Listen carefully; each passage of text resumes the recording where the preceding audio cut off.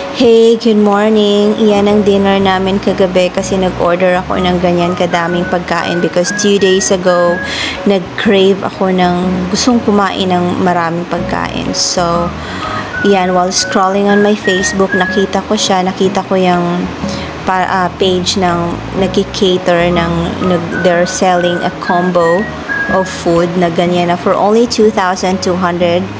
Meron ka ng ganyan kadaming pagkain, meron ng variety yung food mo, that includes delivery fee na.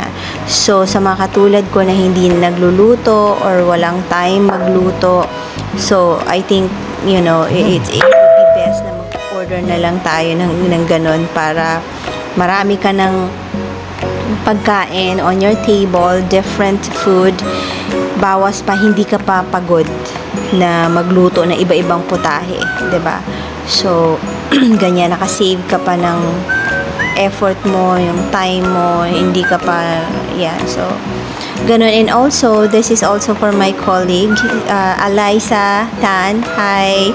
Ito na yung gusto mong kasi nag-request siya gusto niya nang mag-video ako na about food. So, ito lang yung pang-una. So, there's a lot more to come.